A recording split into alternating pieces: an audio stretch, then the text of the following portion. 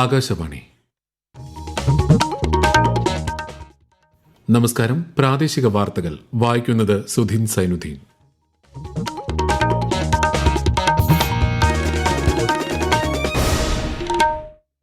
പ്രധാന വാർത്തകൾ. ജോർദാൻ സന്ദർശനം പൂർത്തിയാക്കി എത്യോപ്യയിലെത്തിയ പ്രധാനമന്ത്രി നരേന്ദ്രമോദിക്ക് ഊഷ്മള സ്വീകരണം. നൊബേൽ ജേതാവും എത്യോപ്യൻ പ്രധാനമന്ത്രിയുമായ അബി അഹമ്മദ് അലിയുമായി ഉഭയകക്ഷി ചർച്ച നടത്തും. സ്ഥാനാർത്ഥികളുടെ മരണത്തെ തുടർന്ന് തദ്ദേശ തെരഞ്ഞെടുപ്പ് മാറ്റിവെച്ച വാർഡുകളിലേക്കുള്ള പ്രത്യേക വിജ്ഞാപനം നാളെ പുറപ്പെടുവിക്കും. അധ്യക്ഷൻ, ഉപാധ്യക്ഷൻ തെരഞ്ഞെടുപ്പ് ഈ മാസം 26, 27 തീയതികളിൽ.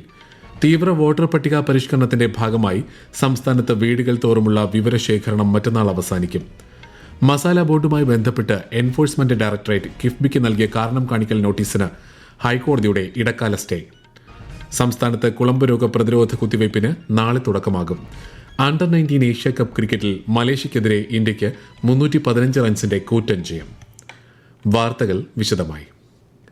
പാർലമെന്റിൽ നടപടികൾ പുരോഗമിക്കുന്നു. സബ്കാ ബീമ സബ്കി രക്ഷാ ബില്ലിന് മേൽ ലോക്സഭയിൽ ചർച്ച പുരോഗമിക്കുകയാണ്. കേന്ദ്ര ധനമന്ത്രി നിർമ്മല സീതാരാമനാണ് ബില്ല് സഭയിൽ അവതരിപ്പിച്ചത്. ഗ്രാമീണ മേഖലയുടെ വികസനവുമായി ബന്ധപ്പെട്ട Viksit Bharat guarantee four Rozgar and Aajeevika mission bill കേന്ദ്ര കൃഷിമന്ത്രി ശിവരാജ് സിംഗ് ചൌഹാൻ ഇന്ന് ലോക്സഭയിൽ അവതരിപ്പിച്ചു. തെരഞ്ഞെടുപ്പ് പരിഷ്കരണവുമായി ബന്ധപ്പെട്ട ചർച്ചകൾ പൂർത്തിയാക്കി രാജ്യസഭ ഇന്നത്തേക്ക് പിരിഞ്ഞു. ജോർദാൻ സന്ദർശനം പൂർത്തിയാക്കി പ്രധാനമന്ത്രി നരേന്ദ്രമോദി എത്യോപ്യയിലെത്തി. 2 ദിവസത്തെ സന്ദർശനത്തിനിടെ നൊബേൽ ജേതാവും എത്യോപ്യൻ പ്രധാനമന്ത്രിയുമായ അബി അഹമ്മദ് അലിയുമായി അദ്ദേഹം ഉഭയകക്ഷി ചർച്ച നടത്തും. ജോർദാനിൽ നടന്ന ബിസിനസ് ഫോറത്തെ പ്രധാനമന്ത്രി നരേന്ദ്രമോദിയും അബ്ദുള്ള രണ്ടാമൻ രാജാവും സംയുക്തമായി അഭിസംബോധന ചെയ്തു. ഇരു രാജ്യങ്ങളും തമ്മിലുള്ള സാമ്പത്തിക സഹകരണം വർദ്ധിപ്പിക്കുന്നത് സംബന്ധിച്ച് ഇരുവരും പ്രത്യാശ പ്രകടിപ്പിച്ചു. എത്യോപ്യ സന്ദർശനത്തിന് ശേഷം പ്രധാനമന്ത്രി ഒമാനിലേക്ക് പോകും.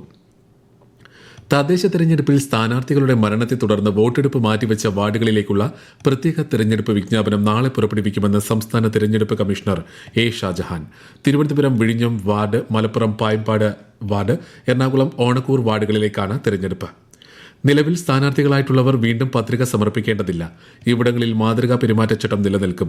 അതേസമയം തദ്ദേശ തെരഞ്ഞെടുപ്പ് ഫലത്തിന് പിന്നാലെ ജീവനൊടുക്കാൻ ശ്രമിച്ച തിരുവനന്തപുരത്തെ UDF സ്ഥാനാർത്ഥി മരിച്ചു. അരുവിക്കര ഗ്രാമപഞ്ചായത്തിൽ മത്സരിച്ച വിജയകുമാർ നായരാണ് മരിച്ചത്. തദ്ദേശ സ്ഥാപനങ്ങളിലേക്കുള്ള അധ്യക്ഷൻ, ഉപാധ്യക്ഷൻ തിരഞ്ഞെടുപ്പ് ഈ മാസം 26, 27 തീയതികളിൽ നടക്കും. വോട്ടെടുപ്പ് പൂർത്തിയായതിനു ശേഷം വരണാധികാരി അംഗങ്ങളുടെ കൌൺസിലർമാരുടെ സാന്നിധ്യത്തിൽ വോട്ടുകൾ എണ്ണി ഫലപ്രഖ്യാപനം നടത്തും. ഭരണസമിതിയുടെ 5 വർഷ കാലാവധി ഡിസംബർ 20 പൂർത്തിയാക്കാത്ത മലപ്പുറം ജില്ലയിലെ വണ്ടൂർ ബ്ലോക്ക് പഞ്ചായത്ത് അംഗങ്ങളുടെ സത്യപ്രതിജ്ഞ ഡിസംബർ 22 ചോക്കാട് ഗ്രാമപഞ്ചായത്ത് അംഗങ്ങളുടെ സത്യപ്രതിജ്ഞ 26 നടത്തുന്നതിന് സംസ്ഥാന തെരഞ്ഞെടുപ്പ് കമ്മീഷൻ നിർദ്ദേശം നൽകി. തീവ്ര വോട്ടർ പട്ടിക പരിഷ്കരണത്തിന്റെ ഭാഗമായി സംസ്ഥാനത്ത് വീടുകൾ തോറുമുള്ള വിവരശേഖരണം മറ്റന്നാൾ അവസാനിക്കും. തീവ്ര വോട്ടർ പട്ടിക പരിഷ്കരണവുമായി ബന്ധപ്പെട്ട് വിതരണം ചെയ്ത എന്യൂമറേഷൻ ഫോമുകളുടെ 99.84% ഇതുവരെ ഡിജിറ്റൈസ് ചെയ്തതായി മുഖ്യ തെരഞ്ഞെടുപ്പ് ഓഫീസർ രത്തൻ യു ഖേൽക്കർ അറിയിച്ചു. പൂരിപ്പിച്ച ഫോമുകൾ എത്രയും വേഗം BLOമാരെ തിരികെ ഏൽപ്പിക്കണമെന്നും അദ്ദേഹം പറഞ്ഞു. തീവ്ര വോട്ടർ പട്ടിക പരിഷ്കരണ പ്രവർത്തനങ്ങളുടെ ഭാഗമായി മലപ്പുറം ജില്ലയിലെ 13 നിയമസഭാ മണ്ഡലങ്ങളിലും ഡിജിറ്റൈസേഷൻ 100% പൂർത്തിയായതായി ജില്ലാ കളക്ടർ VR വിനോദ്. കരട് പട്ടിക ഈ മാസം 23 പ്രസിദ്ധീകരിക്കുമെന്നും അദ്ദേഹം വാർത്താ സമ്മേളനത്തിൽ അറിയിച്ചു. മലപ്പുറം ജില്ലയിൽ 99.99% ഡിജിറ്റൈസേഷൻ പൂർത്തിയാക്കിയിട്ടുണ്ട്. 3 മണ്ഡലങ്ങൾ ഒഴികെയുള്ള മണ്ഡലങ്ങൾ 100% ഡിജിറ്റൈസേഷൻ പൂർത്തീകരിച്ചിട്ടുണ്ട്. BLOമാർ രാഷ്ട്രീയ പാർട്ടികൾ നിയമിച്ചിട്ടുള്ള ബൂത്ത് ലെവൽ ഏജന്റുമാരുമായി സംയുക്തമായി യോഗം ചേർന്ന് ആ യോഗത്തിന്റെ മിനിറ്റ്സ് അടക്കം മൊബൈൽ ആപ്ലിക്കേഷനിൽ അപ്ലോഡ് ചെയ്തിട്ടാണ് ആബ്സെന്റീസ്, ഷിഫ്റ്റ്, ഡെത്ത് കാറ്റഗറിയിലുള്ളവരെ ഒഴിവാക്കുന്ന നടപടികൾ പൂർത്തീകരിക്കുന്നത്. മസാല ബോണ്ടുകൾ വഴി സമാഹരിച്ച ഫണ്ടുകളുടെ വിനിയോഗവുമായി ബന്ധപ്പെട്ട് കിഫ്ബിക്കെതിരെ എൻഫോഴ്സ്മെന്റ് ഡയറക്ടറേറ്റ് നൽകിയ കാരണം കാണിക്കൽ നോട്ടീസിന് കേരള ഹൈക്കോടതിയുടെ ഇടക്കാല സ്റ്റേ. കിഫ്ബിയുടെ ഹർജിയിൽ വിശദമായ വാദം കേൾക്കേണ്ട വിഷയങ്ങളുണ്ടെന്ന് ചൂണ്ടിക്കാട്ടിയാണ് കേസിന്റെ തുടർ നടപടികൾ താൽക്കാലികമായി നിർത്തിവെക്കാൻ കോടതി ഉത്തരവിട്ടത്. Kerala infrastructure investment fund board സമർപ്പിച്ച ഹർജിയിലാണ് കോടതിയുടെ ഇടപെടൽ. സംസ്ഥാനത്ത് കന്നുകാലികളിലെ കുളമ്പ് രോഗ, ചർമ്മമുഴ രോഗ പ്രതിരോധ കുത്തിവയ്പ്പിന് നാളെ തുടക്കമാകും. ദേശീയ ജന്തുരോഗ നിയന്ത്രണ പദ്ധതിയുടെ ഭാഗമായാണ് കുത്തിവയ്പ്. വയനാട് പൂക്കോട് വെറ്ററിനറി കോളേജ് ഓഡിറ്റോറിയത്തിൽ മന്ത്രി ജെ ചിഞ്ചുറാണി പ്രതിരോധ കുത്തിവയ്പ്പിന്റെ സംസ്ഥാനതല ഉദ്ഘാടനം വൈകിട്ട് നിർവഹിക്കും. 30 പ്രവൃത്തി ദിവസം കൊണ്ട് കുത്തിവയ്പ് യജ്ഞം പൂർത്തീകരിക്കുകയാണ് ലക്ഷ്യം. സംസ്ഥാനത്ത് വയോമിത്രം പദ്ധതി എല്ലാ പഞ്ചായത്തുകളിലും നടപ്പിലാക്കുന്നത് ഉചിതമായിരിക്കുമെന്ന് മനുഷ്യാവകാശ കമ്മീഷൻ. ഗുണഭോക്താക്കളുടെ പ്രായം 65 നിന്നും 60 വയസ്സായി കുറയ്ക്കണമെന്ന ആവശ്യത്തിൽ സർക്കാർ അനുഭാവപൂർവ്വം പരിശോധിച്ച് തീരുമാനമെടുക്കണമെന്ന് തദ്ദേശ സ്വയംഭരണ വകുപ്പ് സെക്രട്ടറിക്ക് കമ്മീഷൻ നിർദ്ദേശം നൽകി.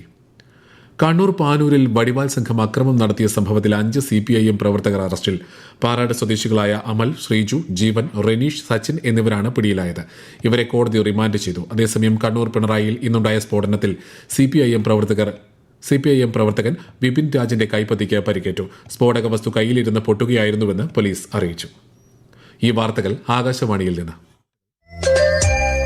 ആകാശവാണി വാർത്തകളും വാർത്താ അധിഷ്ഠിത പരിപാടികളും All India Radio news Thiruvananthapuram YouTube ചാനലിലും @All India Radio news Thiruvananthapuram Facebook പേജിലും AIR ന്യൂസ് _ ഇൻസ്റ്റഗ്രാം അക്കൌണ്ടിലും @AIR ന്യൂസ് _TVM X ഹാൻഡിലും ലഭ്യമാണ്. ക്ലിനിക്കൽ സ്ഥാപനങ്ങൾ നൽകുന്ന സേവനങ്ങളുടെയും പാക്കേജ് നിരക്കുകളുടെയും പട്ടിക പ്രാധാന്യത്തോടെ പ്രദർശിപ്പിക്കുന്നത് സംബന്ധിച്ച കേരള ഹൈക്കോടതി വിധിക്കെതിരെ സമർപ്പിച്ച ഹർജിയിൽ മറുപടി നൽകാൻ സംസ്ഥാന സർക്കാരിന് സുപ്രീംകോടതിയുടെ നിർദ്ദേശം. വിധിയെ ചോദ്യം ചെയ്തുള്ള ഹർജി പരിഗണിക്കുകയായിരുന്നു കോടതി. ഹർജി ഫെബ്രുവരി 3 കോടതി വീണ്ടും പരിഗണിക്കും. 30ാമത് കേരള രാജ്യാന്തര ചലച്ചിത്രമേളയുടെ 5ാം ദിനം മികച്ച ചിത്രങ്ങൾ കൊണ്ട് സമ്പന്നം. 65ഓളം ചിത്രങ്ങളാണ് ഇന്ന് മേളയിൽ പ്രദർശനത്തിനെത്തിയത്. വിശദാംശങ്ങളുമായി ആകാശവാണി തിരുവനന്തപുരം ജില്ലാ പ്രതിനിധി രജു കോലിയക്കോട്.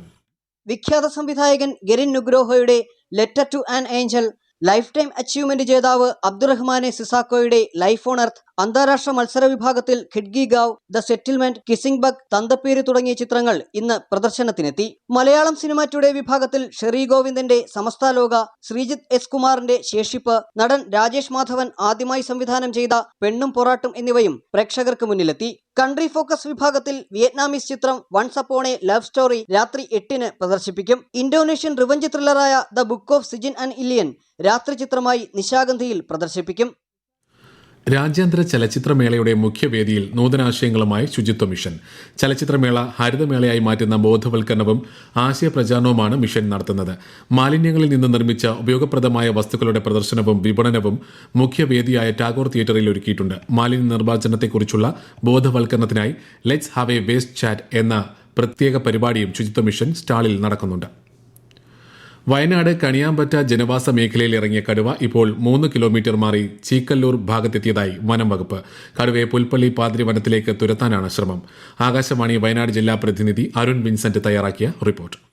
വയനാട് കണിയാമ്പറ്റ പടിക്കും വയലിൽ ഇന്നലെ കണ്ട കടുവ ഇപ്പോൾ ജനവാസ മേഖലയായ ചീക്കല്ലൂർ ഭാഗത്തെ വയലിൽ കണ്ടതായി വനംവകുപ്പ് സ്ഥിരീകരിച്ചു. കടുവയുള്ള പ്രദേശം ഇപ്പോൾ വനംവകുപ്പ് നിരീക്ഷിച്ചു വരികയാണ്. കടുവയെ പുൽപ്പള്ളി പാതിരി വനത്തിലേക്ക് തുരുത്താനാണ് വനംവകുപ്പിന്റെ ശ്രമം. വയനാട് വന്യജീവി സങ്കേതത്തിലെ 112 നമ്പർ കടുവയാണ് ഇത്. കടുവയെ രാത്രിയിൽ തുരുത്താനായി മുത്തങ്ങയിൽ നിന്നും കുങ്കി ആനകളെയും പ്രദേശത്ത് എത്തിച്ചിട്ടുണ്ട്. കൂടാതെ ഈ പ്രദേശത്തുള്ളവർക്ക് ജാഗ്രതാ നിർദ്ദേശവും പ്രദേശത്തേക്കുള്ള വാഹന ഗതാഗതവും പൂർണ്ണമായും നിരോധിച്ചിട്ടുണ്ട്. പാലക്കാട് ചാഴിയാട്ടിരിയിൽ ആഫ്രിക്കൻ പന്നിപ്പനി സ്ഥിരീകരിച്ച സാഹചര്യത്തിൽ രോഗവ്യാപനം തടയുന്നതിനുള്ള മുൻകരുതൽ നടപടികൾ സ്വീകരിക്കാൻ ജില്ലാ കളക്ടർ ഉത്തരവിട്ടു. തിരുമിറ്റിക്കോട്, നാഗലശ്ശേരി, തൃത്താല, ചാലശ്ശേരി ഗ്രാമപഞ്ചായത്തുകളെയാണ് രോഗനിരീക്ഷണ മേഖലയിൽ ഉൾപ്പെടുത്തിയിരിക്കുന്നത്. രോഗം സ്ഥിരീകരിച്ച പന്നിഫാമിന് ചുറ്റുമുള്ള 1 കിലോമീറ്റർ ചുറ്റളവ് രോഗബാധിത പ്രദേശമായും പ്രഖ്യാപിച്ചിട്ടുണ്ട്. അണ്ടർ 19 ഏഷ്യ കപ്പ് ക്രിക്കറ്റിൽ മലേഷ്യക്കെതിരെ ഇന്ത്യയ്ക്ക് 315 റൺസിന്റെ കൂറ്റൻ ജയം. ഇന്ത്യ ഉയർത്തിയ 408 റൺ പിന്തുടർന്ന മലേഷ്യയുടെ ബാറ്റിംഗ് 32.1 ഓവറിൽ 93 റൺസിന് അവസാനിച്ചു. ടോസ് നഷ്ടപ്പെട്ട് ആദ്യം ബാറ്റ് ചെയ്ത ഇന്ത്യ നിശ്ചിത ഓവറിൽ 7 വിക്കറ്റ് നഷ്ടത്തിൽ 408 റൺസ് എടുത്തു. അഭിഷേക് കുണ്ടുവിന്റെ ഇരട്ട സെഞ്ചുറിയുടെ മികവിലാണ് ഇന്ത്യൻ സ്കോർ 400 കടന്നത്. ചരിത്രത്തിലെ ഏറ്റവും വലിയ പ്രതിദിന ടിക്കറ്റ് വരുമാന നേട്ടവുമായി KSRTC. ഇന്നലെയാണ് എക്കാലത്തെ മികച്ച പ്രതിദിന ടിക്കറ്റ് വരുമാനമായ 10,77,00,000 രൂപ KSRTC നേടിയത്. ടിക്കറ്റ് ഇതര വരുമാനം കൂടി ഉൾപ്പെടുത്തുമ്പോൾ ഇത് 11.53 കോടി രൂപയാകും. മണ്ഡല മകരവിളക്ക് തീർത്ഥാടനത്തോടനുബന്ധിച്ച് ശബരിമല സന്നിധാനത്ത് തിരക്ക് തുടരുന്നു. ഈ മാസം 23-ന് ആറന്മുളയിൽ നിന്ന് സന്നിധാനത്തേക്ക് തങ്കയങ്കി ഘോഷയാത്ര ആരംഭിക്കും. 27-ന് മണ്ഡലപൂജ നടക്കും. അടുത്ത മാസം 14-നാണ് മകരവിളക്ക് മഹോത്സവം. പ്രധാന വാർത്തകൾ വീണ്ടും. ജോർദാൻ സന്ദർശനം പൂർത്തിയാക്കി എത്തോപ്യയിലെത്തിയ പ്രധാനമന്ത്രി നരേന്ദ്രമോദിക്ക് ഊഷ്മള സ്വീകരണം. നൊബേൽ ജേതാവും എത്തോപ്യൻ പ്രധാനമന്ത്രിയുമായ അബി അഹമ്മദ് അലിയുമായി ഉഭയകക്ഷി ചർച്ച നടത്തും. സ്ഥാനാർത്ഥികളുടെ മരണത്തെ തുടർന്ന് തദ്ദേശ തെരഞ്ഞെടുപ്പ് മാറ്റിവെച്ച വാർഡുകളിലേക്കുള്ള പ്രത്യേക വിജ്ഞാപനം നാളെ പുറപ്പെടുവിക്കും. അധ്യക്ഷൻ, ഉപാധ്യക്ഷൻ തെരഞ്ഞെടുപ്പ് ഈ മാസം 26, 27 തീയതികളിൽ. തീവ്ര വോട്ടർ പട്ടിക പരിഷ്കരണത്തിന്റെ ഭാഗമായി സംസ്ഥാനത്ത് വീടുകൾ തോറുമുള്ള വിവരശേഖരണം മറ്റന്നാൾ അവസാനിക്കും. മസാല ബോണ്ടുമായി ബന്ധപ്പെട്ട് എൻഫോഴ്സ്മെന്റ് ഡയറക്ടറേറ്റ് കിഫ്ബിക്ക് നൽകിയ കാരണം കാണിക്കൽ നോട്ടീസിന് ഹൈക്കോടതിയുടെ ഇടക്കാല സ്റ്റേ. സംസ്ഥാനത്ത് കുളമ്പ് രോഗ പ്രതിരോധ കുത്തിവയ്പ്പിന് നാളെ തുടക്കമാകും. അണ്ടർ 19 ഏഷ്യ കപ്പ് ക്രിക്കറ്റിൽ മലേഷ്യക്കെതിരെ ഇന്ത്യയ്ക്ക് 315 റൺസിന്റെ കൂറ്റൻ ജയം. പ്രാദേശിക വാർത്തകൾ കഴിഞ്ഞു. അടുത്ത വാർത്താ പ്രക്ഷേപണം രാത്രി 7:25-ന്.